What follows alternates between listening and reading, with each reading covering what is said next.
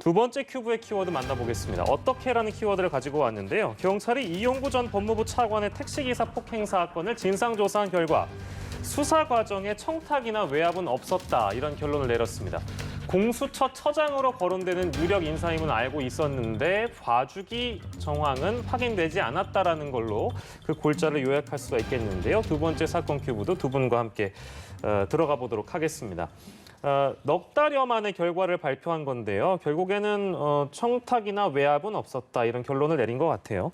이 결론을 내리게 된 배경은 뭐라고 좀 우리가 바라봐야 될까요, 변호사님?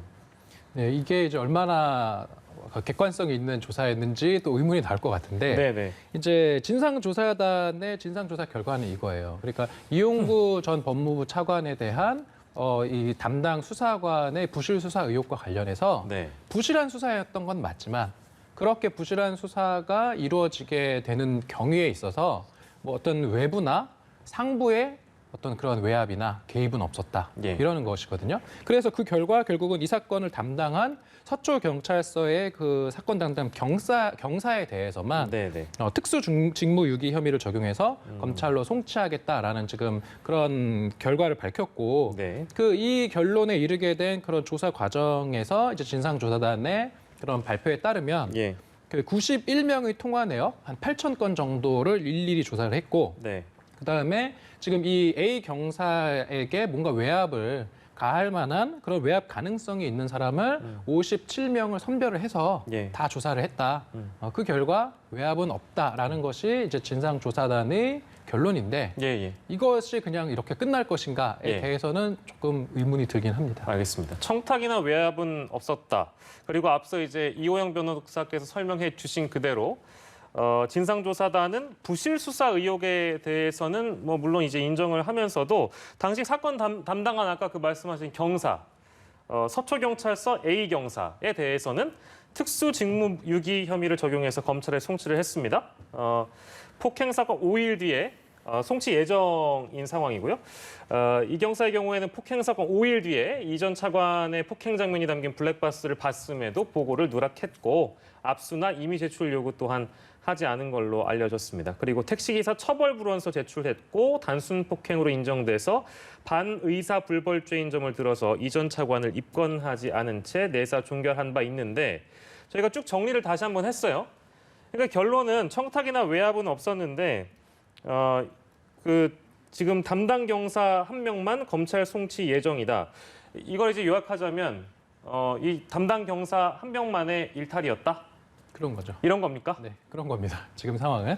그런데 이게 진짜 문제가 있는 게, 그 내사 종결이라는 것을 한번 짚고 넘어갈 필요가 있을 것 같아요. 네. 내사라고 하는 거는 뭐냐면 수사의 전 단계로서 네. 뭔가 범죄를 저질렀음이 의심되는 그런 상황이 상당히 보이면은 그때는 수사로 전환이 되는 것이고, 네. 내사를 해봤는데 뭔가 범죄 혐의가 별로 없어 보인다라고 했을 때 내사 종결하는 건데, 예. 일반적인 내사 종결 같은 경우는 보통 인지 수사에서 많이 하는 것들이에요. 그러니까 경찰이든 검찰이든 간에 인지 수사, 다시 말해서 수사기관이 별도의 신고나 이런 거 없이 본인들의 어떤 첩보 이런 것들을 가지고 하는 것이 바로 내사인 것이고, 네. 지금 이 사건 같은 경우는 내사 사건이 아니거든요. 법률적으로 봤을 때는 엄연히 피해자가 경찰에 신고를 했으니까 이게 접수가 됐지 않겠습니까? 네네. 그러면 당연히 사건 번호가 이제 붙는 것이고, 예. 사건 번호가 붙는다라고 하는 건 더 이상 내사가 아니라 입건되었다라고 해서 네. 이건 정식 수사 사건인데, 네. 지금 내사 종결을 했다라는 거는 네. 피해자가 있고 이미 신고까지 들어가서 입건된 사건을 입건조차 안 된 건으로 취급을 했다라는 것이거든요. 예. 그러니까 당사자 개인의 일탈인지 아닌지는 더 좀 지켜봐야 되겠지만, 예. 개인의 일탈이라고 하기에도 이건 너무 도를 지나친 것이다. 예. 입건조차도 하지 않았다라는 거는 좀 납득이 안 되는 점입니다. 예, 그러니까 지금 경사뿐만 아니라 뭐 위에 이제 팀장도 있을 거고 과장도 있을 거고, 이제 그분들은 지금 여기 어떤 혐의 적용 대상도 아닌 지금 그런 상황에서 경사만 적용이 된 그런 상황인 거잖아요. 그렇죠. 보통 이게 예. 조사해 보면 예. 수사를 이제 제가 이렇게 변호인으로 이제 참여를 할 때 예. 흔히 보는 풍경이 조사는 개별 수사관들이 해요. 예. 근데 조사하다가 이제 뭔가 중요한 내용이 나오거나 그럼 조사 잠깐 중단하고 바로 팀장이 있거든요. 그 옆에. 보고해야죠. 그러면 보고해서 뭐 영장을 뭐 이제 신청을 할지 네. 아니면은 뭐 조사 기일을 한 번 더 잡을지 이런 것들을 계속 이제 유기적으로 보고하면서 같은 그 업무 공간에서 이제 수사가 이루어지고 이 사건도 아마 그랬을 것인데 예. 이제 그 담당 팀장이나 이런 지휘 라인이 전혀 몰랐다라는 점에 대해서 사실은 좀 납득하기는 좀 어려운 점이 있다고 볼 수밖에 없을 것 같습니다. 알겠습니다. 김수민 평론가께서는 어떻게 보세요? 이거 이제 결국에는 그 꼬리 자르기 아니냐 이제 이런 식의 비판이 가능해 보이는데요. 어떻게 보십니까? 진상조사에서 명확한 고리를 못 찾아낸 것은 아닌가 뭐 그렇게 유추를 해볼 수는 있을 것 같아요. 근데 좀 한 가지 결정적으로 의문이 드는 게 있긴 한데 12월에 이게 언론 보도를 통해서 이용구 차관 문제가 특히 보도가 됐거든요. 네. 그러면서 경찰에서 입장을 밝혀야 되는 그것을 피할 수 없는 상황이 도래를 했었는데 그때 이들이 밝혔던 이야기가 평범한 변호사인 줄 알았다 였습니다. 예. 근데 나중에 다시 조사를 해보니까 공수처장 후보로 이용구 차관이 그 당시 변호사일 때 유력한 그런 존재였었다는 걸 알고 있었다는 거거든요. 예. 그러면 그때는 왜 사실과 다르게 거짓말을 했느냐 이 부분에서 좀 결정적으로 의혹이 풀리지 않는 부분이 분명히 있다라고 볼 수 있겠습니다. 그리고 저는 이번에 경찰 진상조사 발표에서 끝나지는 않을 거다라고 보는 것이 예. 검찰에서 이 문제 그 폭행에 대해서 수사를 지금까지 해왔고 조만간에 결론을 내려서 발표를 할 것 같은데 네. 그때 같이 발표할지 조금 늦춰서 발표할지 모르겠지만 이것을 어떻게 무마시켰는지에 대해서도 같이 또 수사를 하는 그런 차원이 또 있거든요. 네. 그렇다면 검찰에서 혹시 이제 더 추가적으로 밝혀지지 않았던 것들을 확보를 해서 직무유기라든지 직권남용이라든지 이런 쪽으로 기소를 할지 이 부분은 이제 검찰 쪽으로 좀 공이 넘어갔다라고 볼 수 있겠습니다. 예. 아까 말씀해 주셨는데요. 평범한 변호사로 알았다. 시간을 좀 돌려보면 아까 말씀드렸죠. 담당 경사뿐만 아닙니다. 위에 상급자 있습니다. 과장과 팀장 그리고 서초 서장도 있습니다. 이용구 전 차관의 이 공수처 후보 거론 사실은 알고 있었던 상황인데 12월에 언론 보도 나가고 나서 이거 이제 뭐랄까 진상을 파악하는 과정에서도 서울청에 이제 보고하기를 평범한 변호사로 알았다고 허위 보고를 한 거예요. 이제 이런 의아스러운 부분들이 적지 않다는 겁니다. 검찰로 공이 넘어간 상황까지 우리가 전망을 해보고 시간을 조금 들여서 기다려 봐야 될 텐데요. 진상조사단의 그 결론은 이제 경사 한 명에만 집중이 돼 있다 보니까 이제 여러 관련자들에 대해서는 어떠한 혐의 적용이 지금 이루어지지 않았다는 부분 저희 계속해서 짚고 있는데 경찰 수사심의위 여기에 이제 회부에서 송치 여부를 결정하겠다 이제 이런 얘기도 나온 것 같아요. 이건 뭐 어떤 점이 명확치 않아서 이제 이런 얘기가 나오고 있는 겁니까, 변호사님? 지금 그 부실 수사 의혹과 관련해서 뭐 너무 명백한 건 일단 담당 수사관이었던 경사에 대해서는 뭐 논의의 여지가 없어 보여요. 네.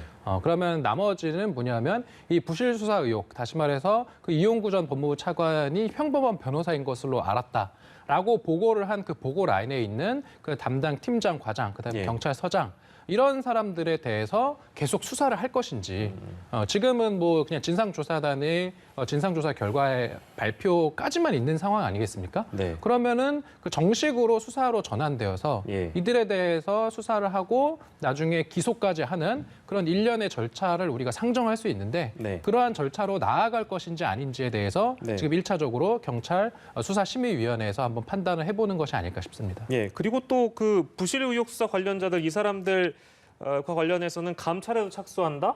이 얘기도 있었거든요. 근데 지금 우리가 이제 진상조사단의 결과를 보고 나니 뭔가 감찰을 또 잘할 수 있을까 이런 사실 그 기대가 좀 떨어지기도 하는 것 같아요. 어떻습니까? 그렇죠. 기대가 별로 안 되죠. 지금 진상조사단이라는 게 말 그대로 어떤 감찰에 비해서 보다 그 조사에 있어서 더 충실하고 사실은 더 적극적인 그런 조사 행위가 바로 감찰에 비해서는 진상조사단까지 예. 별도로 꾸려서 이렇게 한 거기 때문에 지금 진상조사단에서 어쨌든 담당 경사 이외의 관련자들에 대한 어떤 그런 위법 행위나 불법 행위는 없어 보인다라는 결론을 내린 이상 네. 경찰 내부에서 진행되는 감찰에서 다른 결론이 나올까에 대해서는 그렇게 기대를 하기는 좀 어려운 상황이 아닐까 개인적으로 그렇게 생각해 봅니다. 예, 알겠습니다. 이거 관련돼서 이제 중요한 얘기가 하나 있는데 이제 후속 조치도 함께 밝혔는데요. 내사 사건에 대한 관리 체계를 경찰은 이제 강화하겠다라고 얘기하면서 중요 내사 사건은 시도경찰청이나 국수본, 국가수사본부로 보고를 해서 지휘를 받고 사안이 중요하다라고, 그러니까 이 사안이 중요하다라고 판단이 되면 그때는 시도경찰청이 직접 내사하겠다. 이제 이런 내용도 밝혔거든요. 이게 향후에 만약에 부실한 수사를 좀 더 미연에 방지할 수 있는 그런 후속 조치가 될 수 있을지 김수민 평론가에서는 어떻게 좀 생각하십니까? 네, 중요한 내사는 조금 더 상급 부서에서 하겠다, 기관에서 하겠다 이런 부분들은 뭐 어느 정도 타당한 측면이 있는 그런 방안이라고 볼 수 있겠고요. 중요한 거 이제 누가 하느냐도 중요하겠지만 네.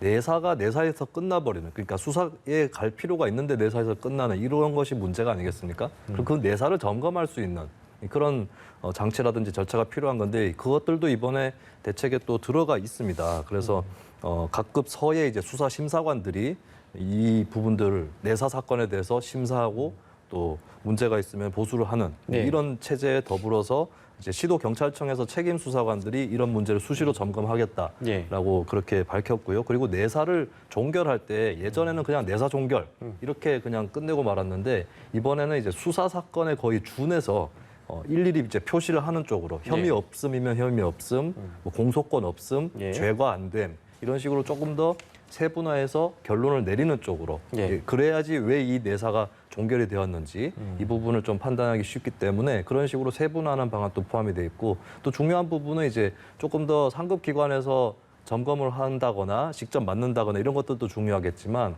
좀 외부의 시선이라든지 심사 이런 것들도 필요할 수 있거든요. 그래서 내사 종결된 사안에 대해서 관계자가 이의를 제기할 경우에 예. 수사심의위원회를 통해서 문제를 해결한다. 이런 방안들까지 또 들어가 있습니다. 그래서 현재 이 방안 자체만 놓고 봤을 때는 뭐 필요한 것들이 배치돼 있다라고 볼 수 있겠고 여기서 드는 의문은 예. 이제 왜 이제 하느냐. 예, 그것이 좀 의문이긴 합니다. 예.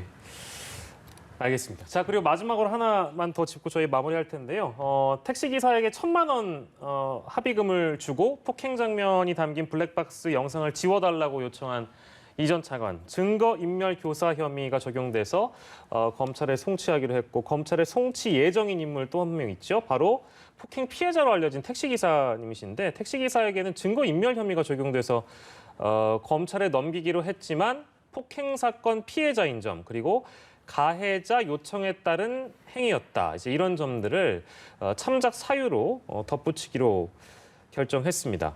이 두 사람에 대한 지금 현재 상황을 저희가 좀 정리를 해보고 왔는데요. 이 각각의 혐의가 실제 적용이 되면 최종 인정돼서 적용이 되면 어느 정도의 처벌이 예상될까요, 변호사님?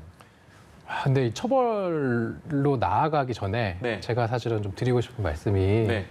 이게 증거인멸 교사, 그러니까 이제 블랙박스라는 것은 주요 증거인 건 맞으니까. 네. 그래서 증거인멸을 교사했다라는 혐의는 이제 이용구 전 법무차관에게 적용될 수 있는 거고. 네. 그러면 그 증거인멸의 주범은 누구냐? 네. 바로 피해자인 택시기사거든요. 예. 그러면 이게 좀 이상해요, 사실은. 이제 보통은 이게 형사 사건에서 본인에게 유리한 증거이지 않습니까? 네. 피해자. 그러니까 택시기사 입장에서는 이 사건에 관련해서 본인에게 유리한 증거인 예. 그 블랙박스 영상을 지웠다라는 혐의로 어떤 이렇게 증거인멸죄로 처벌받은 사례는 제가 알기로는 본 적은 없어요. 예. 보통은 예를 들어서 그 쉽게 비유를 하자면 예. 내가 형사 사건의 피해자로서 폭행을 당했다. 네. 그럼 폭행 사건의 증거인 상해 진단서 같은 것들이 있는데 네. 그것을 경찰에 제출 안 하고 찢어버렸다. 예. 그러면 똑같은 논리로 증거인멸. 증거인멸죄로 처벌을 할 수 있다라는 논리가 되는 것이어서 예.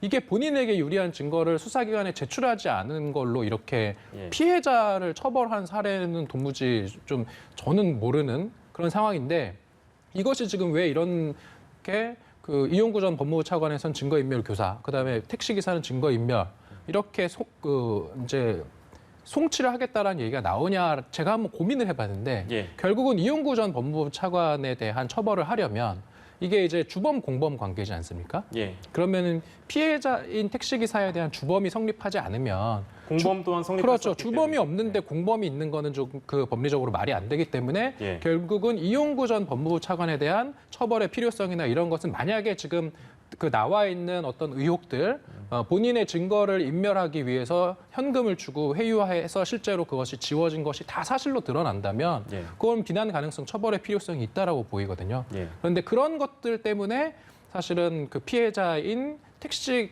그 기사가 딸려 들어간 네. 그런 상황이어서 예. 요 택시 기사에 대한 처벌에 있어서만큼은 뭐 법리적으로는 이게 이제 증거인멸죄가 성립은 할 수 있을 것 같은데 네네네. 실제로 법이라는 것은 법이 모든 것을 규율하는 건 아니거든요. 법은 예. 최후의 수단인 것이고 예. 그렇기 때문에 택시 기사에 대한 처벌에 대해서는 좀 향후 검찰에서 숙고해서 처분을 해야 되지 않을까 좀 그런 말씀을 드리고 싶습니다. 숙고해서 처벌될 가능성이 높습니까? 어떻습니까? 이제 전망해 저는 보신다면? 개인적으로는 피해자인 택시기사가 그거를 제출 안 했다라고 처벌을 하는 것은 네. 만약에 그런 상황이 되면 이것을 납득할 수 있는 국민이 얼마나 있을까 싶고요. 예, 예. 그래서 이런 어떤 범죄 혐의가 의심되고 그다음에 실제로 기소했을 때 처벌에 이를 수 있는 상황에서 그 수사기관인 검찰의 재량권이 있습니다. 바로 예. 기소유예 이런 예, 예. 것들이 있거든요. 예. 그래서 그런 쪽으로 아마 판단을 할 여지도 있지 않을까 저는 그렇게 생각합니다. 택시 기사를 처벌하지 못한다면 이용구 전 차관 역시 증거인멸 교사 혐의 적용이 어렵고 처벌받기가 어렵단 말씀이신데 그렇죠. 네.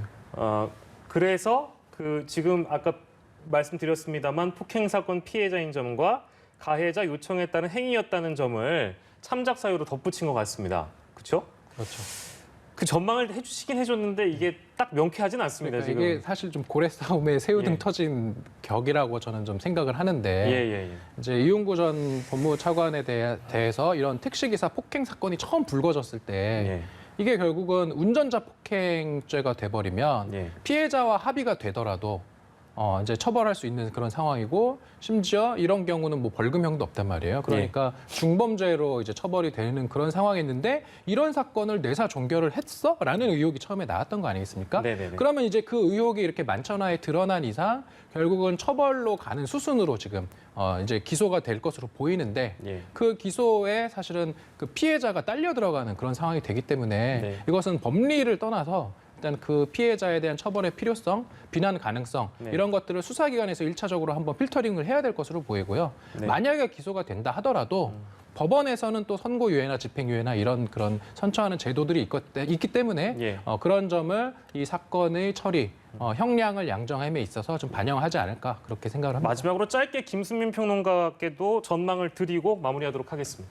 저는 이제 이 증거인멸에 대해서 두 사람 다 죄가 안 될 가능성을 좀 보고 있는데요. 예. 일단 두 사람 다 안 된단 말씀. 네, 피해 택시 기사분이 계속 하시는 말씀이 내가 그걸 인멸한 것이 아니다. 포렌식 하면서 다 나왔고 그거는 없어진 걸 복원한 것이 아니기 때문에 난 지우지 않았다. 그리고 지우겠다라는 말은 한 적 있지만 지운 적이 없다라는 입장이고요. 그리고 이용구 전 차관 같은 경우는 여기에 대해서 내가 이제 지워달라고 했던 것은 SNS를 통해서 이렇게 전파되는 제3자들이 볼 수 있는 그 여지를 없애달라고 했지 원본 동영상을 없애달라고 한 건 아니다. 예, 뭐 이런 식으로 얘기를 하고 있어서 좀 양쪽 다 적용이 어렵지 않을까 저는 그렇게 좀 전망을 해봅니다. 예, 알겠습니다. 이 내용까지 듣겠습니다. 사건 큐브 두 분과 함께했습니다. 김수민 평론가, 이호영 변호사와 함께했습니다. 고맙습니다.